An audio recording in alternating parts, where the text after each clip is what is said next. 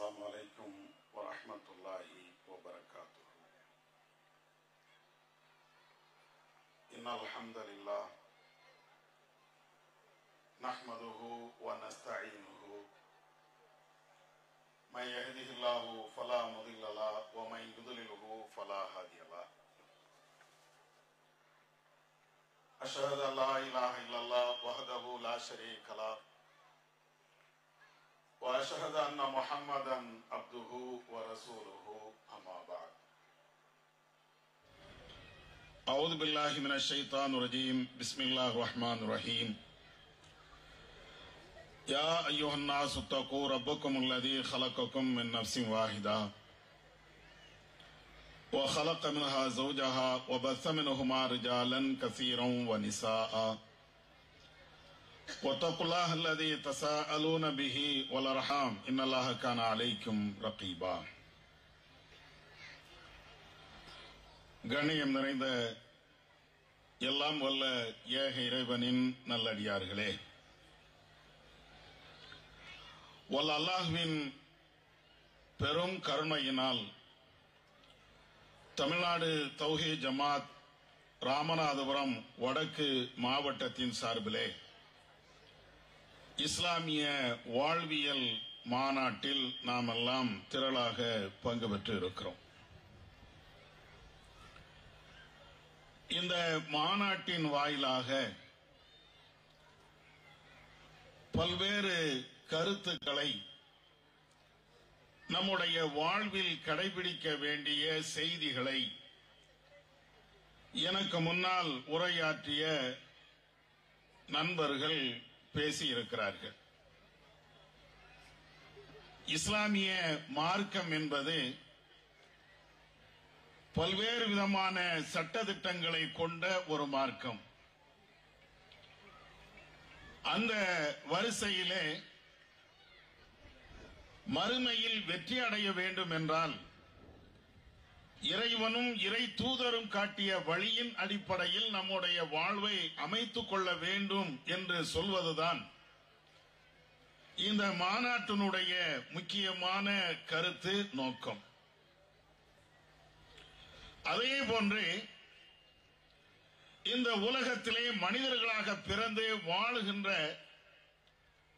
இஸ்லாமியர்களுக்கும் இஸ்லாம் அல்லாத பிற மக்களுக்கும் தங்களுடைய வாழ்வை எவ்வாறு அமைத்துக் கொண்டால் சீராக சிறப்பாக இருக்கும் என்பதை பல்வேறு கோணங்களிலே இஸ்லாம் நமக்கு வழிகாட்டி இருக்கிறது. வல்ல அல்லாஹ் தன்னுடைய திருமறை குர்ஆனிலே சொல்லி காட்டுகிறான்,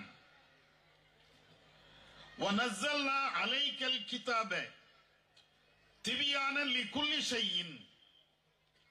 நபியே, உங்களுக்கு ஒரு வேதத்தை நாம் இறக்கியிருக்கிறோம். அந்த வேதம் என்பது அனைத்து விஷயங்களையும் உங்களுக்கு தெளிவாக வழிகாட்டி இருக்கிறது. வரஹ்மத்தன் வ புஷ்ரா லில் முஸ்லிமீன். முஸ்லிம்களுக்கு அருள், அவர்கள் எப்படி வாழலாம், எப்படி வாழ்ந்தால் வாழ்விலே ஒரு நல்ல நிலையை அடையலாம் என்பதை பல்வேறு கோணங்களிலே நான் சொல்லித் தருகிறேன் என்பதைத்தான் இறைவன் இங்கே சொல்லுகிறார்.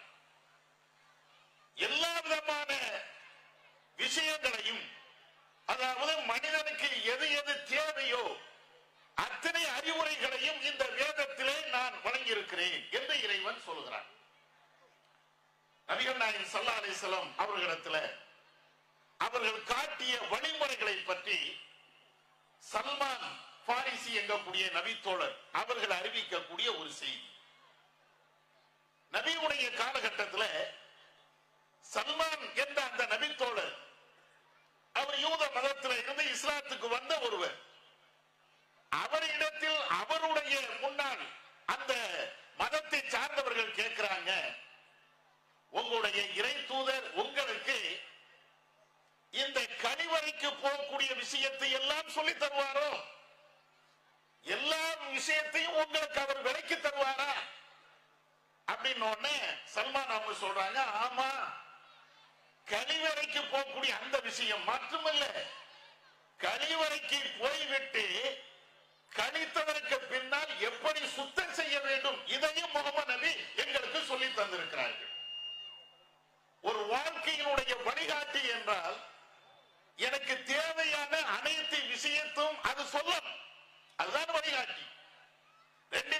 சொல்லிவிட்டு 4 விஷயத்தை விட்டுவிட்டால் அதுக்கு பேர் வழிகாட்டி அல்ல. யாரும் சொல்லுவாங்க. இதை ஆச்சரியமாகத்தான் அந்த யூத மதத்தை சார்ந்தவர் சல்மான் என்ற அந்த நபித்தோழத்தை கேட்கிறாரு. இவ்வளவா உங்களுடைய மார்க்கத்துல கழிவறைக்கு போய் எப்படி சுத்தம் செய்யணும், எந்த பொருளை வைத்து சுத்தம் செய்யணும், இது எல்லாம் சொல்லப்பட்டு இருக்கிறதா? ரொம்ப ஆச்சரியமா இருக்கிறது. ஆமா, இன்னைக்கு உலகம் இஸ்லாமிய மார்க்கத்தை கடுமையாக விமர்சனம் செய்தாலும் சில பேர் மார்க்கத்தை படிக்கின்ற பொழுது ரொம்ப ஆச்சரியப்பட்டு போகிறார்கள். ஏன்? இஸ்லாத்தை பொறுத்த மட்டில் ஒரு மனிதன் நல்ல நிலையில் வாழ வேண்டும் என்றால் சுத்தம் சுகாதாரம் மிக பிரதானமான ஒன்று. சுத்தம் இல்லை என்றால் மனிதனுடைய வாழ்வு சுகாதாரமாக இருக்காது, நல்ல நிலையில் இருக்காது. அதற்கு மிகப்பெரிய முக்கியத்துவத்தை மார்க்கம் தருகிறது. இன்றைக்கு உலக நாடுகள் எல்லா இடத்திலும் நீங்க பாருங்க, எல்லா பகுதியிலும் நீங்க பாருங்க, எல்லோரும் செய்யக்கூடிய பிரச்சாரங்களில் ஒன்று சுத்த வேணும். நம்ம நாட்டுடைய பிரதமரும் அதுக்காக வேண்டி தனியா ஒரு ஸ்கீம் எல்லாம் அறிவித்து அதுக்குன்னு இந்தியில ஒரு பேரை எல்லாம் சொல்லி அதெல்லாம் திட்டங்களை எல்லாம் கொண்டு வருவாங்க. பல கோடிகளை ஒதுக்குவாங்க. எதுக்கு? மக்கள் சுத்தமா இருக்கணும், நாம் வசிக்கக்கூடிய பகுதி சுத்தமா இருக்கணும், எல்லா இடமும் தூய்மையாக இருக்கணும் என்று அதுக்குன்னு பல கோடி, எத்தனை கோடி உள்ள போது, எத்தனை கோடி செலவழிக்கப்படுகிறது, எத்தனை கோடி இந்த திட்டத்திற்காக வேண்டி பயன்படுத்த, அது தனி, அதை பற்றி நம்ம பேச வரல. ஆனால் இப்படி எல்லாம் உலகம் முழுவதும் பல்வேறு திட்டங்களை கொண்டு வந்து சுகாதாரத்தை மேம்படுத்துவதற்காக வேண்டி வழிமுறைகளை சொல்றாங்க. ஆனால் எங்கேயாவது சுகாதாரம் பேணப்படுகிறதா? நம்முடைய இந்தியாவை பல்வேறு பகுதிகளில் எல்லா இடத்தையும் நீங்க பாருங்க, சுத்த வேண்டும் என்கிறார்கள், சுகாதாரம் வேண்டும் என்கிறார்கள், எல்லா பகுதி மக்கள் வசிக்கக்கூடிய அனைத்து பகுதிகளையும் தூய்மைப்படுத்தப்பட வேண்டும் என்று பேசுகிறார்கள். ஆனால் தூய்மை எங்க? தூய்மை எங்க? அந்த வார்த்தையில தான் தூய்மை இருக்குதே தவிர நடைமுறையில எங்கேயுமே சுத்தம் பண்ண பார்க்க முடியாது. ஏன்?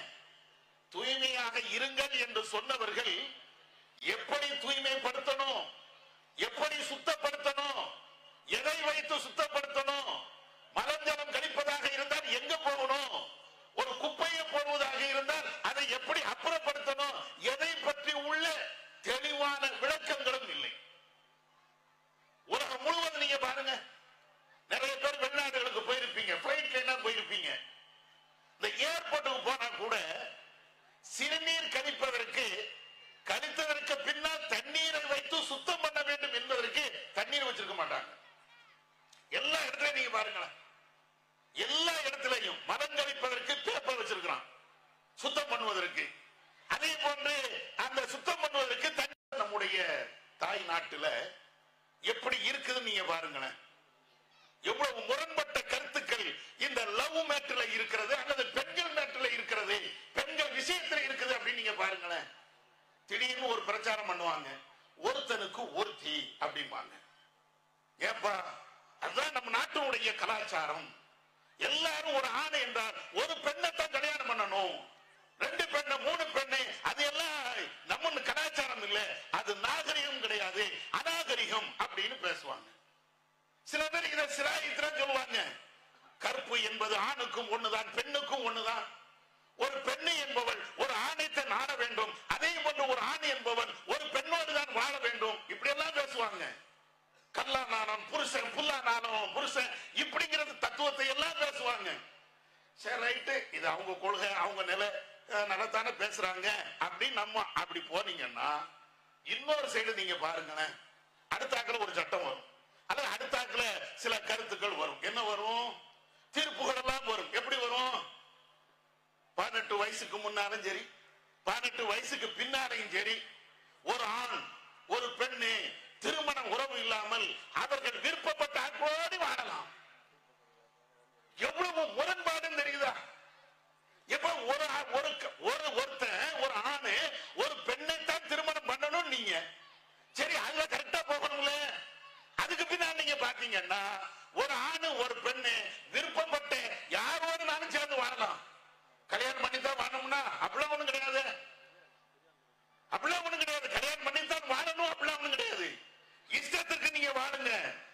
எப்படினாலும் நீங்க வாழுங்க அப்படின்னு சொல்லிட்டு இத மாதிரி எல்லாம் என்ன எப்படினாலும் நீங்க வாழ்ந்துக்கலாம். அப்ப ஒருத்தனுக்கு ஒருத்தி, ஒருத்திக்கு ஒருவன், இந்த தத்துவம் எங்க போச்சு? இந்த சித்தாந்தங்கள் எங்கே போச்சு? அப்ப அதுக்கு நேரு விதமாக சட்டங்கள் அல்லது கோர்ட்டினுடைய தீர்ப்புகள் இப்படி எல்லாம் வருது. எவ்வளவு முரண்பாடு, எவ்வளவு முரண்பாடான செய்திகளை இவங்க சொல்லிக்கிட்டே இருக்கிறாங்க. அதே மாதிரி இன்னொரு விஷயத்தை நீங்க பாருங்களேன். திடீர்னு வருவாங்க முரண்பட்ட விஷயங்கள், அதுக்காண்டி சொல்ல வரேன். என் ஆடை என் உரிமை அப்படிம்பாங்க. சரிப்பா, அவங்க ஆடை அவங்க உரிமை, ரைட். அதுக்கடுத்து நீங்க பாத்தீங்கன்னா பர்தா போடாத, ஆனா என் ஆடை என் உரிமை அப்படி நீங்க சொன்னீங்கன்னா பர்தா அவன் ஆடை அவன் உரிமை அப்படி முடிவு எடுக்கணுமா இல்லையா? அப்ப ஏன் முரண்பட்ட வார்த்தை, முரண்பட்ட சித்தாந்தங்கள், முரண்பட்ட கொள்கை, எதை பின்பற்றுவது? ஒருத்தன் ஒருத்தையத்தான் கல்யாணம் பண்ணணுங்கிறீங்க, அதுக்கடுத்து பாத்தீங்கன்னா யாரும் யாரோட கல்யாணம் பண்ணலாங்கிறீங்க. அதாவது பிரச்சனை இல்ல, ஆணை கல்யாணம் பண்ணிக்கலாம், பொம்பளை கல்யாணம் பண்ணிக்கலாம், இப்படி ஒரு கருத்து. இன்னொருத்தன் இல்ல இல்ல இல்ல அதுவும் தப்பு. எவ்வளவு குழப்பம் இருக்கு தெரியுதா? எவ்வளவு மோசமான கருத்துக்கள் இருக்கிறது தெரியுதா? ஆனா இஸ்லாமிய மார்க்கத்தை நீங்க பாருங்க. இந்த குழப்பமான வாழ்க்கையில எதை முடிவெடுக்கணும், எதை முடிவெடுக்க கூடாது இப்படின்னு இரண்டுபட்ட கருத்துக்கள், முரண்பட்ட கருத்துக்கள் முதல்ல இந்த வேதத்தில் இருக்காது. உலகத்திற்கு அது சவால் விடுகிறது. திருமறை குர்ஆன்ல நீங்க பல்வேறு இடங்கள்ல நீங்கள் படித்து பார்த்தீர்கள் என்றால் அல்லாஹ்வே இதை சொல்லி தருவான். குர்ஆன் அல்லாஹ் அல்லாத மற்றவரிடத்தில் இருந்து இந்த வேதம் இறக்கி அருளப்பட்டு இருக்கும் என்றால் லவஜது ஃபீஹி இக்திலாஃபன் கஸீரா, ஏராளமான முரண்பாடுகளை நீங்க பார்த்திருப்பீங்க. கடவுள்கிட்ட இருந்து வந்த வேதம் என்பதனாலதான் ஒரே சட்டம், முரண்பாடான சட்டம் இல்ல. லவ் பண்ணு லவ் பண்ணாத, திருமணம் பண்ணு திருமணம் பண்ணாத, ஒருத்தியோடி வாழு அல்லது வாழாத, எவ்வளவு குழப்பம். தூய்மையா இரு, தூய்மை இல்லாம இரு, எவ்வளவு சட்டங்கள், எவ்வளவு குழப்பங்கள். ஆனா இஸ்லாமிய மார்க்கம் ஒழுக்க விஷயமா இருக்கட்டும் அல்லது வேறு விவகாரமா இருக்கட்டும், முரண்பட்ட இந்த கருத்துக்களை ஒரு காலத்திலும் சொல்லாது. இன்றைக்கு உலகம் முழுவதும் இந்த வார்த்தை வைக்கிறாங்க. எப்ப ஒரு பெண்ணை கல்யாணம் பண்றதுக்கு முன்னாடி தனிமையில சந்திக்கலாமா சந்திக்க கூடாதா கேளுங்க. சந்திச்சா என்ன தப்புங்கிறான். அது பிறகு சந்திச்சா அவன் லவ் பண்றானே அது என்ன தப்பு அப்படிங்கிறான். சரி, இந்த பிள்ளைய லவ் பண்றான், அந்த பிள்ளைய லவ் பண்றான் அப்படின்னா அதுதான் தப்பு அப்படிமா. இதுல இன்னொன்னு என்ன, கல்யாணமான திருமணமான ஒரு பெண்ணை இன்னொருத்தர் லவ் பண்ணா அதுக்கு பேரு கள்ளக்காதல்னு வைக்கிறான். அது என்னடா கள்ளக்காதல்? நீங்களா ஒண்ணுன்னா வைக்கிறீங்க. இது லவ் ஜிஹாதுங்கிறீங்க, இது கள்ளக்காதலுங்கிறீங்க. ஒழுக்கத்தை பற்றி நீங்க என்ன பேசுறீங்க? உங்களுடைய சித்தாந்தங்கள், கொள்கை, கோட்பாடுகள் என்ன? பெண்களை நீங்க எந்த இடத்துல நீங்க வச்சிருக்கிறீங்க? இன்னொரு கொடுமை என்ன தெரியுமா? ஆபாசம் படம் பார்க்காதீர்கள் அப்படிம்பாங்க. அரசாங்கமே ஆபாசத்தினுடைய வெப்சைட்டுகளை திறந்து வச்சிருக்கும். அது ஒரு செகண்ட்ல மூட வேண்டிய ஒன்று. ஆபாச படம் கூடாது, ஆபாச படம் தப்பு அப்படின்னீங்கன்னா ஒன்னே ஒண்ணு சொல்லி எல்லாத்தையும் மூடிடலாமா? ஒரு சட்டத்தை போட்டு எல்லாத்தையும் மூடிடலாமே. இன்னைக்கும் மேலை நாடுகள்ல, சில நாடுகள்ல, அரபு நாடுகள்ல ஆபாச படம் வெப்சைட்டுகள் அனைத்தையும் க்ளோஸ் பண்ணி வச்சிருக்கிறாங்களே. முடியாதா? முரண்பட்ட கருத்து. அதே மாதிரிதான் குடிக்காதீர்கள். நம்ம நாட்டு முதலமைச்சர், தமிழ்நாட்டு முதலமைச்சரையும் அப்பப்ப டிவியில் வந்து பயமுறுத்திக்கிட்டே இருப்பார். எதுக்கு? தயவு செய்து குடிக்காதீர்கள், மன்றாடி கேட்டுக் கொள்கிறேன். முதல்ல சாராய கடை மூடிட்டு வர வேண்டியதானே? எவ்வளவு முரண்பாடுன்னு பாருங்களேன். டிவியில வந்து உட்கார்ந்துகிட்டு இளைஞர்களே இளைஞர்களே உங்களை பார்த்தால் எனக்கு கவலையா இருக்கிறது, மன்றாடி உங்கள்கிட்ட கேட்டுக் கொள்கிறேன், போதைக்கு அடிமையாகி விடாதீர்கள். எல்லா இடத்திலையும் டாஸ்மாக திறந்து வச்சுக்கணும். எல்லா இடத்திலையும் கஞ்சா அல்லது அபினு அல்லது போதை வஸ்துக்கள் தாராளமாக விற்கணும். எவனா ஒருத்தன் ஏண்டா போதை விற்கிறன்னா அவனை போட்டு அடிக்கணும். ஏன் அடிச்சவன் மேல வழக்கு பதிவு பண்ண அப்படின்னு சொன்னா அதுக்கு நடையா நடக்கணும். இவ்வளவு பண்ணிக்கிட்டு நம்ம டிவில வந்து நின்றுகிட்டு இப்படி எல்லாமே. நான் தமிழக முதலமைச்சரை மட்டும் நான் சொல்லவில்லை, ஒட்டுமொத்த உலகத்தை தான் நான் சொல்கிறேன். எல்லா அரசியல்வாதிகள், எல்லா ஆன்மீகவாதிகள் அல்லது மற்ற கருத்துக்களை சொல்லக்கூடியவர்கள் எல்லாத்தையும் நீங்க பார்த்தீர்கள் என்றால் முரண்பட்ட தகவல்களை சொல்லுகிறார்கள், அல்லது தங்களுடைய தீமைகளை மறைப்பதற்காக வேண்டி அடுத்த ஆட்கள் மேல பழிகளை சுமத்துகிறார்கள். அவன் சரியில்லை, இவன் சரியில்லை, அவன் அப்படி, இவன் இப்படி, நீ எப்படி அதை சொல்ல மாட்டேங்கிறாங்க. இதுதான் உலக நடைமுறை. இதை முதல்ல புரிஞ்சுக்கிடுங்க. இப்ப இஸ்லாத்தை பொறுத்த மட்டில் அவன் சரியில்லை, இவன் சரியில்லை, அந்த கருத்தெல்லாம் இங்க வராது. குர்ஆன் ஃபுல்லா நீங்க படிச்சு பாருங்க, குர்ஆன் முழுவதும் நீங்க படிச்சு பாருங்க. யூத மதம் நபியுடைய காலத்தில் இருந்தது, கிறிஸ்தவ மதம் நபியுடைய காலத்தில் இருந்தது. கொள்கை ரீதியாக அவர்கள் முரண்பட்டவர்கள் என்பதை தாண்டி வேற எதையாவது விமர்சனம் பண்ணியிருக்கா? கடுமையா விமர்சனம் பண்ணலாமே. நபி அவர்கள் ஆட்சி தலைவராக இருந்தார்கள், இஸ்லாமிய ஆட்சிக்கு அவர்கள் தான் ஜனாதிபதியாக இருந்தார்கள். எத்தனை மதத்தை அவர்கள் விமர்சனம் பண்ணாங்க? எங்கேயுமே பண்ணல. கொள்கையை மாத்திரம் சொல்லிட்டே போவாங்க. என்னுடைய கொள்கையை பார், என்னுடைய சித்தாந்தத்தை பார், நான் சொல்லக்கூடிய வேத வரிகளை பார், இதற்குத்தான் சவால் விட்டார்கள். ஒரு காலத்திலையும் இன்னொரு மதம் அப்படி இருந்துச்சு, இந்த மதம் அப்படி இருந்துச்சு, அவர்கள் அயோக்கியர்கள், இவங்க மோசமானவங்க, இவன் லவ் ஜிஹாத் பண்றான், அவன் அதை பண்றான், இவன் இதை பண்றான், இந்த கருத்து இஸ்லாத்துல ஆதாரப்பூர்வமான ஹதீசுகள்ல நீங்க எங்கேயுமே பார்க்க முடியாது. கடவுள் ஒருத்தன், அது அல்லாம வேற யாரும் கடவுள் இல்லை, இதை அழுத்தமாக பேசியது இஸ்லாம். அதே மாதிரி வாழ்க்கைக்கு வழிகாட்டியாக சொன்ன எல்லா விஷயத்தையும் தன்னந்தனியாக நின்று கொண்டு, இஸ்லாம் என்ற இந்த கொள்கை தன்னந்தனியாக நின்று கொண்டு அனைவர்களுக்கும் வழிகாட்டியது. அவன் சரியில்லை அதனால என் கொள்கை சரி, இது சொல்லவே சொல்லாது இஸ்லாம். அவன் அயோக்கியன் அதனால நான் யோக்கியன், இந்த கிறுக்குத்தனமான ஒரு வாதத்தை இஸ்லாம் ஒரு இடத்திலே வைக்காது. அந்த அடிப்படையில் இஸ்லாம் சொல்லக்கூடிய ஒழுக்க நெறிகளை அப்படியே பாருங்க.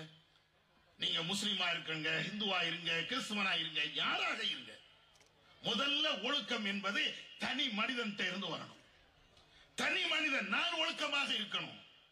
அதற்கு பின்னால் என் குடும்பத்தை ஒழுக்கமாக மாற்றணும். அதற்கு பின்னால் என்னுடைய தெருவை ஒழுக்கமாக மாற்றணும். என்னுடைய ஊரை, என்னுடைய நாட்டை, எல்லாரும் அப்படியே வந்துருவாங்க. தனி மனித ஒழுக்கம் இஸ்லாத்துல பிரதானமாக போதிக்கப்படுகிறது. அதுக்கு முதலாக இஸ்லாம் என்ன சொல்லுது தெரியுமா? நீ ஒழுக்கம் கெட்டவனாக மாற வேண்டும் என்றால் ஒழுக்கம் கெட்டவனோடு உன்னுடைய சேர்க்கையை நீ வைக்காத. ஒழுக்கம் உள்ளவனாக நீ இருக்க வேண்டும் என்றால் உன்னுடைய சேர்க்கையை நல்லவனோடு நீ வை. இதை இஸ்லாம் ஒழுக்கத்திற்கு அடிப்படையாக நமக்கு சொல்லி தருகிறது. இன்னும் சொல்ல போனாங்க, இந்த பாலியல் சம்பந்தப்பட்ட செய்திகள் இருக்கா இல்லையா, இந்த பாலியல் சம்பந்தப்பட்ட ஆண் பெண் உறவுகள், அது மாதிரி உள்ள செய்திகள் எல்லாமே யாரும் படிச்சு தரணும்னு அவசியம் இல்லை. இயற்கையிலேயே இறைவன் அப்படித்தான் வச்சிருக்கான். நமக்கு மட்டும் இல்லை, நம்ம ஆட்கள் எல்லாமே இந்த பாலியல் செய்திகளுக்கு தீர்வு என்ன சொல்றாங்க? கற்பழிப்பு நடக்கக்கூடாது. தீர்வு என்னப்பா? பள்ளிக்கூடத்துல நீங்க செக்ஸாலஜி அதை நீ படிச்சு கொடு, ஆண் பெண் உறவு பற்றி நீ படிச்சு கொடு அப்படிங்கிறாங்க. படிச்சு கொடுத்தா ஆசிரியரும் மாணவியும் எடுக்கிறான் ஓட்டம். அதுக்கு பின்னால ஆசிரியரை கூப்பிட்டு போக்குவரத்து சட்டத்துல உள்ள தள்ளு அப்படிங்கிறான். அது என்னடா தீர்வு சொல்றீங்க? இதை சொல்ல கொடுத்தாதானே. நான் கேட்கிறேன், ஒரு கழுதையும் இன்னொரு கழுதையும், ஒரு மிருகமும் இன்னொரு மிருகமும் அது இதை மாதிரி குழந்தைகளை குட்டிகளை பெற்றுக் கொள்கிறது, அதுவும் இல்லறத்தில் ஈடுபடுது. யார் பாடம் நடத்தினா? நீங்க போய் பாடம் நடத்தினீங்களோ? ஒரு கழுதையை கூப்பிட்டு கழுதை கழுதை பெண் கழுதை இடத்தில் இப்படித்தான் போக வேண்டும், ஆண் கழுதை பார்த்தால் இப்படித்தான் நடக்க வேண்டும். எந்த கழுதடா எந்த கழுதைக்கு சொல்லி கொடுத்தது? நீங்க உட்கார்ந்துட்டு பெரிய அறிவாளிங்கிறீங்க. நாங்க செக்சுவல் பாடத்தை நாங்கள் பாடமாக வைத்த எல்லாம் தெரிஞ்சிருவாங்கிறீங்க. என்னைக்கு சொன்னீங்க அன்னைக்கு அந்த ஆசிரியரும் அந்த டீச்சரும் ஓடுனாங்களே. இதா தீர்வு? இதா தீர்வு? தனி மனித ஒழுக்கம் இப்படி வருமா? தேவையில்லாத பாடத்தை சொல்லி கொடுத்தீங்க. தேவையில்லாத ஒழுக்க கேடுகள் இந்த சமுதாயத்தில் விதைக்கப்படுகிறது. ஆனா இஸ்லாம் சொல்கிறது, முதல்ல நீ ஒழுக்கம் உள்ளவனாக மாறணுமா, கெட்டவனோடு நீ சேராது. ஏன்னா உலகத்துல ஒரு பழக்கத்தை இன்னொருத்த இருந்துதான் பழகுறான். உலகத்துல முதல் எவனோ ஒருத்தன் தண்ணி அடிச்சிருப்பான், அதை பார்த்து இன்னொருத்தன், அதை பார்த்து இன்னொருத்தன், அதை பார்த்து இன்னொருத்தன். இப்ப எல்லாருமே தண்ணி அடிக்கக்கூடிய நிலை வருது. அதே அதே மாதிரி எல்லா தீமைகளுக்கும் எவனோ ஒருத்தன் தெரிஞ்சோ தெரியாமல் அதை செஞ்சிருப்பான். அதற்கு பின்னால ஒவ்வொருத்தனையா பார்த்து பார்த்து பார்த்து நிறைய தீமைகள் வளரும். அதனால இஸ்லாம் அழகாக சொல்லி காட்டுகிறது, நீ முதல்ல எவன் கெட்டவனோ அவனோடு நீ சேராத. அதற்கு இஸ்லாம் என்ன வழியை சொல்கிறதுனா, கெட்டவன் யாரு தெரியுமா? சைத்தான் எல்லாம் கெட்டவன் தான். ஒருத்தன் வாரான், சினிமா பாருங்கிறான், ஆபாச படம் பாருங்கிறான், தண்ணி அடிங்கிறான், பொய் பேசுங்கிறான், பித்தலாட்டம் பண்ணுங்கிறான், எல்லாரும் செய்யாத ஒரு தவறா நீ செய்யற அப்படிங்கிறான், தப்பு எல்லாம் நியாயப்படுத்துகிறான். இவனை உன் நண்பன் எடுக்காது. ஏன் தெரியுமா? அவன் தான் சைத்தான், தீயவன், கெட்டவன் என்று இஸ்லாம் நமக்கு அழகாக சொல்லி தருகிறது. இன்னமா யமுருக்கும் பிஸ்ஸூஇ வல் ஃபாஹிஷா. எவன் சைத்தானாக இருக்கிறானோ அவன் தான் அருவருக்கு தகுந்த கெட்ட செயலை உங்களுக்கு ஏவுவான். ஒருத்தன் வந்து நம்மள்ட்ட இப்படி சொல்றான்னு வைங்களேன், ஏன் வரதட்சணை வாங்குப்பா, உலகத்துல எவன் வாங்கல அப்படின்னா, ஓ நல்ல கருத்தை சொல்றாரு அப்படின்னு எடுக்கக்கூடாது. ஏன் இவன் சைத்தான், இவன் மோசமானவன். ஒருத்தன் வாரான், தம்பி என் கூட வா, அற்புதமான ஒரு படம் காட்டுதேன் அப்படின்னு சொல்லிட்டு ஆபாச படத்துக்கு கூட்டு போறான். அப்ப என்ன அர்த்தம்? தீமைக்கு அழைக்கிறான் சைத்தான். முதல்ல இந்த எவன் கெட்டவன் அப்படின்னு இருக்கிறானோ அவன்கிட்ட இருந்து நீ விலகி வா. அவன் தான் இந்த கெட்ட செயல்கள் எல்லாத்தையும் உனக்கு சொல்லி தந்துகிட்டே இருப்பான். இன்னொரு இடத்துல அல்லாஹ் சொல்றான், அஷைத்தானு யஇதுக்குமுல் ஃபக்ர வ யஅமுருக்கும் பில் ஃபாஹிஷாயி. தெரிந்து கொள்ளுங்கள், ஷைத்தான் இருக்கிறானே, கெட்டவன் இருக்கிறானே, அவன் தான் உங்களுக்கு வறுமையை காரணம் காட்டி பயமுறுத்திக்கிட்டே இருப்பான். அடுத்து அவன் தான் உங்களுக்கு கெட்ட செயலை சொல்லிக் கொண்டே இருப்பான். இது அல்லாஹ் திருமறை குர்ஆன்ல இப்படி அழகா சொல்லித்தாரான். இது எதுக்கு சொல்லித்தாரான்? முதல்ல வந்து நீ ஒழுக்கமா வாழணுமா, கெட்டவன் இருந்து விலகு. கெட்டவன்கிட்ட இருந்து நீ விலகிட்டாலேயே உன்னுடைய வாழ்க்கையில அப்படியே ஒழுக்கங்கள் மேம்பட்டுக்கிட்டே வரும். என்னைக்கு நீ நல்லவனோடு சேர்ந்து வாழ்கிறாயோ அன்னைக்கு தான் உன்னோட அந்த நல்ல நட்புகள் தான் உனக்கு சரியான பாதையை காட்ட முடியும். ரசூலுல்லாஹ் அழகாக சொல்றாங்க, இந்த நல்ல நட்பு கெட்ட நட்புக்கு எவ்வளவு அற்புதமான ஒரு உதாரணத்தை சொல்றாங்க. நீ பாருங்க, அன்னாசு மனிதர்கள் எல்லாமே கல் இபிலில் மியா. ரசூலுல்லாஹ் சொல்றாங்க, புகார்ல வரக்கூடிய ஹதீஸ், 100 ஒட்டகத்திற்கு அல்லது 100 கால்நடைகளுக்கு சமமானவர்கள். மனிதர்கள் எல்லாருமே அவங்க எப்படிப்பட்டவங்க தெரியுமா? ஒட்டகத்தை போல அப்படின்னு சொல்லிட்டு ரசூலுல்லாஹ் சொல்றாங்க. இந்த 100 ஒட்டகத்துல எந்த ஒட்டகமும் வாகனிப்பதற்கு தகுதியே இல்லாத ஒட்டகம். இப்படிப்பட்ட 100 ஒட்டகம் இருக்கிறது. இதுதான் உங்களுக்கு உதாரணம். ஏன் இதை சொல்றாங்க ரசூலுல்லாஹ்? மக்கள் எல்லாம் ஒரே மாதிரி இருக்க மாட்டான். தகுதி இல்லாதவன் நிறைய பேர் கிடைப்பான். நீ தோழியை தேர்ந்தெடுக்கிற, நீ நண்பனை தேர்ந்தெடுக்கிற, அப்படி தேர்ந்தெடுக்கின்ற பொழுது உதவாக்கரைய தேர்ந்தெடுத்துறாத. உன்கிட்ட 100 ஒட்டகம் இருந்தாலும் பயன்பாட்டுக்கு இருக்கக்கூடிய ஒட்டகம் இருந்தா தான் உனக்கு நன்மை. ஒரு பழமொழி சொல்லுவாங்களா இல்லையா? கை நிறைய கழுத வெட்டை இருந்து என்ன புண்ணியம்? கை நிறைய இருக்குதுன்னு பார்க்காத,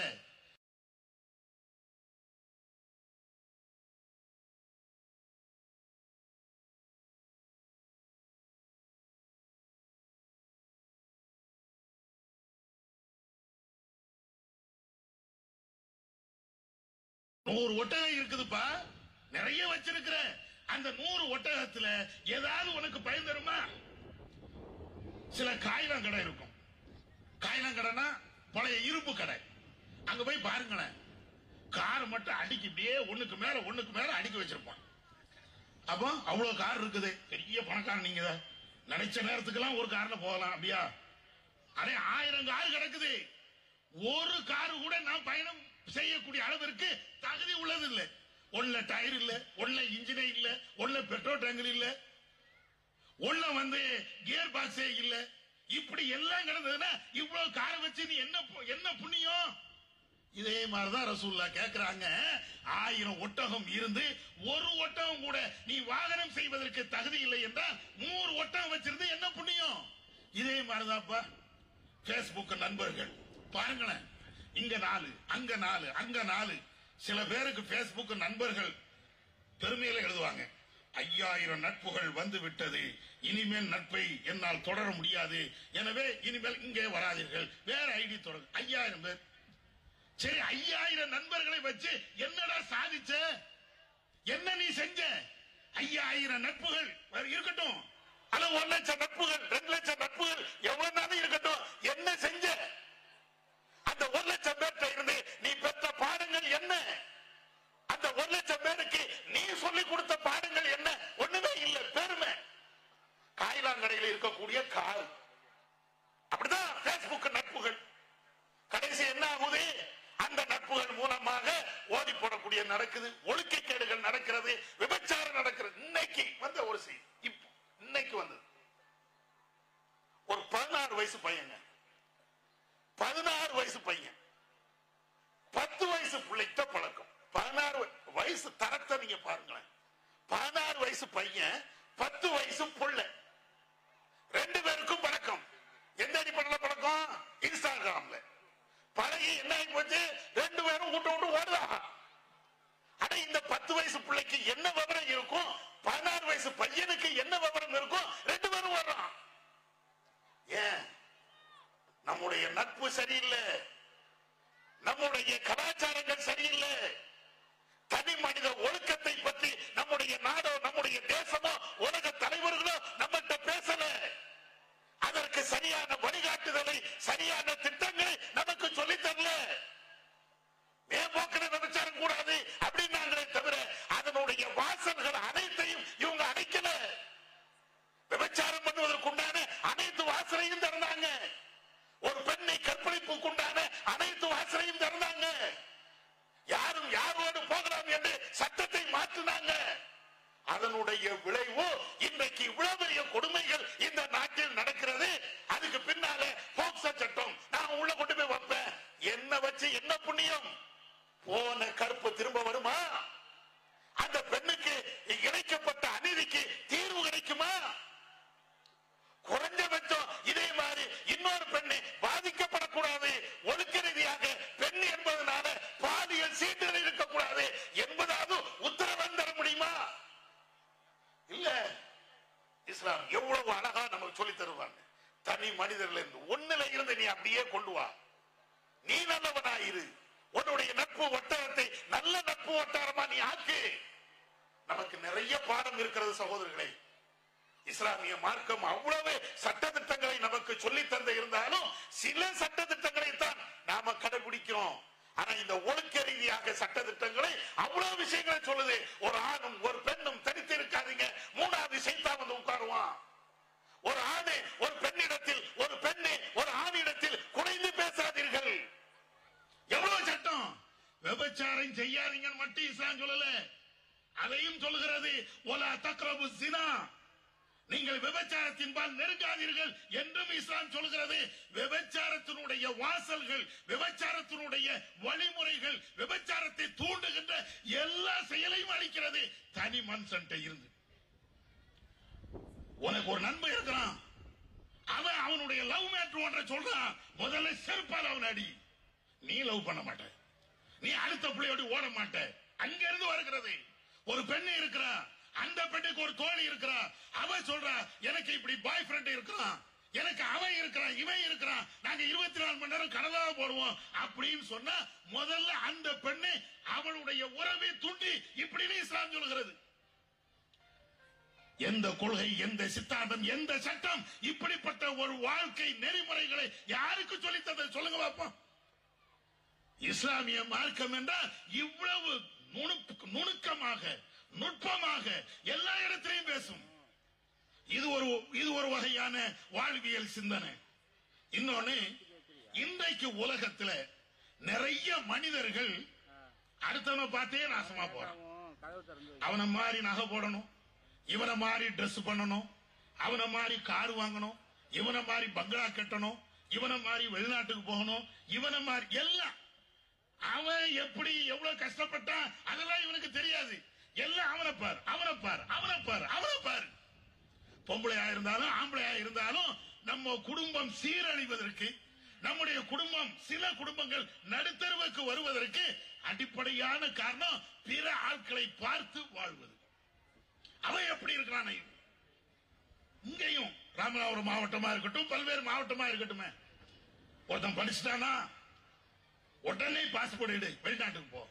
ஏப்பா அம்மா, எதிர்த்த வீட்டுக்காரன் அவன் போனான்ல, பக்கத்து வீட்டுக்காரன் இவன் போனான்ல, அந்த வீட்டுக்காரன் அவன் போய் தானே இவ்வளவு பெரிய வீட்டை கட்டினா, கார் வச்சிருக்கிறான், பங்களா வச்சிருக்கிறான். நீ ஊர்ல இருந்து என்ன சம்பாதிக்க போற, என்ன சாதிக்க போற? ஓடுற. வெளிநாட்டுக்கு போறதா இருந்தாலும் அடுத்தவன் தான் நம்மளுக்கு முன்மாதிரி. உள்நாட்டுல ஒரு கடை வைக்கிறீங்க, கடை வைக்கிறதா இருந்தாலும் எப்படி? அவன் டீ கடை வச்சிருக்கான், நீனும் அது மாதிரி டீ கடை வை. அவன் நகை கடை வச்சிருக்கான், நீனும் எல்லாம் அடுத்தவன். ஒரு மிக்சி வாங்குறதா இருந்தாலும் அடுத்த ஆள்கிட்ட ஐடியா கேட்காம வாங்கவே மாட்டோம். ஒரு கிரைண்டர் வாங்குறதா இருந்தாலும் அது எந்த கடையில வாங்குறதா இருந்தாலும் அதுக்கும் ஐடியா எல்லாம். கடைசி அங்கேயும் மிக்சி ஓட்ட, இங்கேயும் மிக்சி ஓட்ட, அங்கேயும் கிரைண்டர் வந்து ஒண்ணும் வர மாட்டேங்குது, இங்கேயும் வர மாட்டேங்குது. லாத்தா என்ன லாத்தா, நீ சொல்லித்தானே கிரைண்டர் வாங்கின? ஆமாமா, என் வீட்லயே ஓடலையே. முதல்ல சொல்லக்கூடாதா? ஒன்னு யாரும் முதல்ல அங்க போய் கேட்க சொன்னா? அவ என்ன பெரிய இன்ஜினியரா, கிரைண்டர் வாங்கின ஆளு, பெரிய உலக பொருளாதாரத்தை படிச்சாங்களா? எல்லாம் நம்மள மாதிரி 2 பேர் தானே. அவங்களும் ஏமாத்தாங்க, நம்மளும் ஏமாத்துறோம். இன்னும் ஏமாறலையா? இங்கேயும் பக்கத்து மாவட்டத்தில் ஒருத்த கொண்டு போய் ஒரு ஆள்கிட்ட போய் பணம் கொடுத்தான். நான் மாசம் மாசம் 1 லட்சம் ரூபாய்க்கு 2000 ரூபாய் தருவேன்னா, இன்னொருத்தன் அப்படியோ மாசம் மாசம் 1 லட்சம் ரூபாய் 2000 ரூபாயா? இல்ல இல்ல 4000 ரூபாய் கிடைக்கும். உடனே இவனும் போய் கொட்டினா, அவனும் போய் கொட்டினா, கடைசி அவரு இறந்து போனாரு. எல்லாம் நடுத்தர்ல நிக்கிறான். நடுத்தர்ல நின்ன பிறகுதான், ஜி நீங்க சொல்லித்தானே அவர்கிட்ட நான் பணம் கொடுத்தேன். ஆமா, அவன் சொல்லித்தானே நான் அங்க பணம் கொடுத்தேன், இவன் சொல்லித்தானே பணம் கொடுத்தேன். கடைசி எல்லாத்துக்கும் 5 பைசா இல்லை. நடக்கா? இந்த ஆசை, இந்த மோசடித்தனம், இது போன்ற பித்தலாட்டங்கள், ஏமாற்றப்பட்ட இந்த விவகாரங்கள், இவைகள் எல்லாத்துக்கும் முதல் காரணம் என்ன? நம்ம அடுத்தவனை பார்த்தது, இஸ்லாத்தை பார்க்கல. அடுத்தவனை பார்த்து அடுத்தவன் எப்படி வாழ்கிறான், எப்படி வாழுகிறான் அப்படின்னு பார்த்து முகமது நபியை மறந்ததனுடைய விளைவு, இஸ்லாம் காட்டி தந்த அந்த சட்டங்களை மறந்ததனுடைய விளைவு. யாரை முன்மாதிரியாக எடுக்கணுமோ அந்த நபியை முன்மாதிரியாக எடுக்காம எதிர்த்த வீட்டுக்காரன், பக்கத்து வீட்டுக்காரன், அடுத்த தெருக்காரன், அடுத்த ஊருக்காரன் எல்லாத்தையும் நம்பணும். அவன் தான் முன்மாதிரி. இதுக்கு இஸ்லாம் நபி அவர்களுக்கு அல்லாஹ் சொல்றான், நபியே உங்களுடைய பார்வையை அடுத்த ஆளை பற்றி நீங்க நீட்டாதீங்க. அல்லாஹ் சொல்லி காட்டுகிறான், ஒலா தமுத்தன்ன ஐனைக இலா மத்தானா பிஹி அஸ்வாஜம் மின்ஹும்.